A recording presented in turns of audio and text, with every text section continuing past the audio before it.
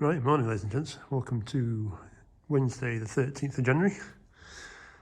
As you can probably tell, I'm in the shed. So yeah, it's cold out there, it's miserable, and it's not much warmer in here. Don't know if you can see my breath. So yeah, I was supposed to be working elsewhere today. So yeah, back in here today. For those irregulars, might notice some pallet racking. Well, for the people that haven't been here before, welcome to the workshop. It's a mess of stuff, just all over the place. So I picked this up the other day, and that's supposed to be going, I can't work out down that wall this way, I want it to. I have to fiddle around, I think.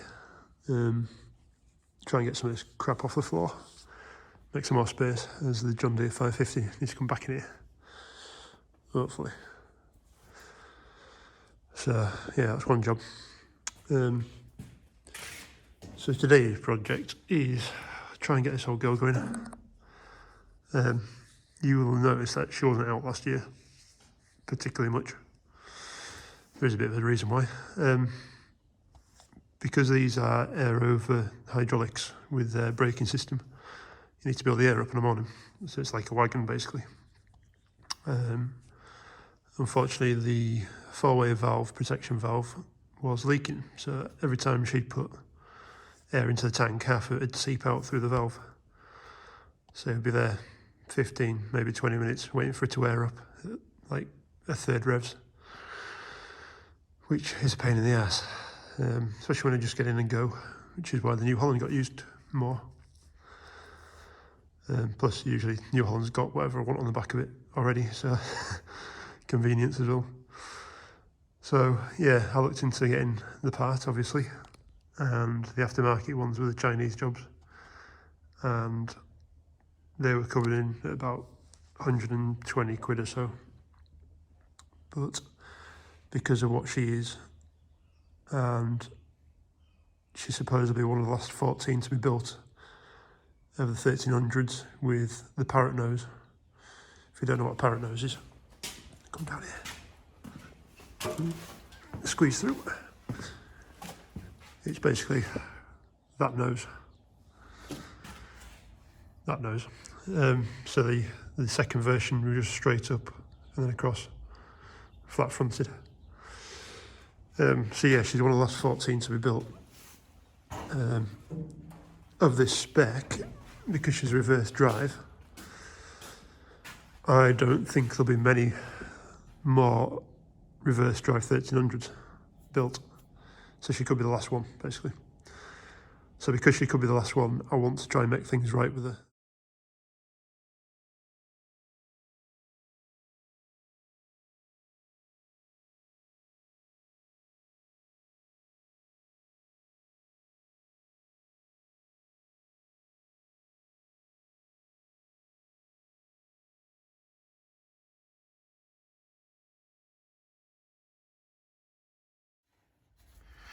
Right, so it's out. That's it.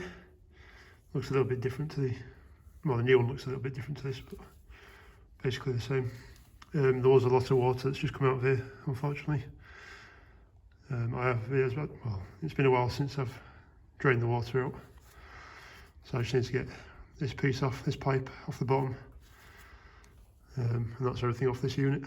And you can see that brown stuff in the middle is where I tried gunking it up. Basically there's a bleed in the middle there where the air was coming out of, and I'd taken this on and off about 3 times, stripped it down and couldn't make it work, so I couldn't bother taking it off again, so I just took some brown gunk on it. So yeah, we'll just make sure this one matches up with the new one and then we'll get it banged on.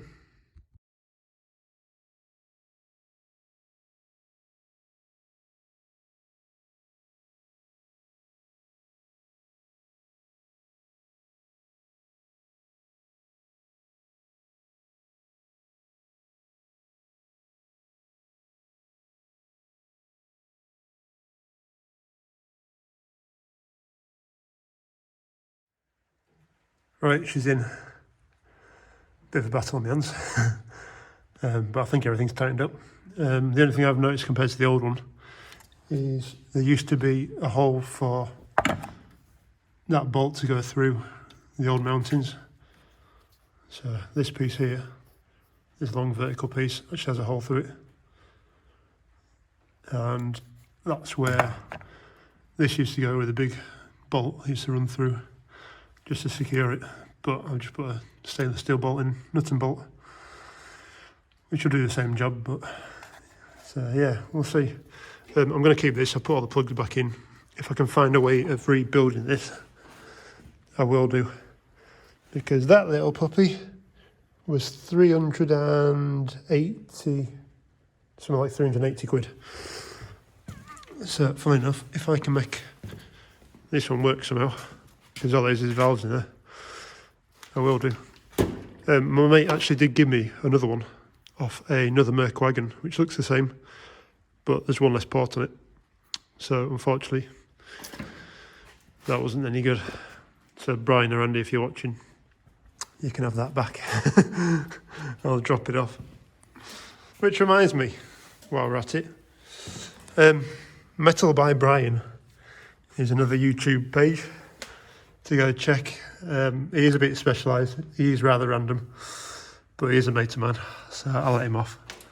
But Brian's been doing a lot with Lard and Evers, and he also does a bit with Unimogs as well. So he's in the middle of doing a twin cab. I can't remember what it was. I've got 1550 in my head, but it wasn't. But he's rebuilding a Unimog cab, twin cab, double cab, whichever way you want to put it. So yeah, I'll try and put a link in below. If you want to go pop over, have a look at him, see what he's got. If you like it, subscribe. That means he'll also start posting more videos as well, because I'm going to give him a boots up the arse. Right, battery's back on. So we better flap this old girl up and see what happens. Check for leaks. Well, that was good. I've forgotten the bloody key, haven't I? I've changed my trousers. I'm in a pair of thermal trousers. And my keys are in my other set, so what'll be happening to there? Right, hopefully you can see something. If not, I'm not doing too well. Right, because I can't start her up, we're on to project number 2, which will be this. So I showed you before, handbrake valve for it. Yeah, that's another basically 400 quid. So if you can do maths, you can work out how much I've just spent on 2 parts, which is one of the reasons why I haven't replaced them, because knocking on the grand's worth is a lot of money to go and spend on a couple of parts. But what do you do? The other reason why I'm trying to get this done now is because of all this Brexit stuff that's going on. There is a possibility that parts coming through is going to be quite hard to get hold of, or it's going to be more expensive, or there could be a whole host of things. At least at the moment the prices are there, so hopefully it shouldn't be too bad. Also, I'll be honest and say, if this gets worse this year or carries on as bad as it is, and I struggle for funds, there will be a chance that this old girl will have to go. Now, it's not something I want to do, but if it has to be done, it has to be done. And hopefully she'd get a pretty penny as well. So that's kind of the other reason why I've decided to try and get this done, is so that if I do have to get rid of it, she's somewhat like sorted. Cap off, and you don't have to worry too much. No point having a project half done and trying to sell it, because you don't get much money for it.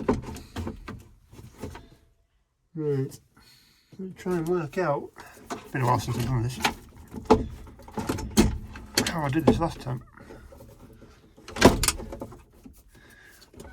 because everything under here is quite tight. Right, hold on, I'll move you around.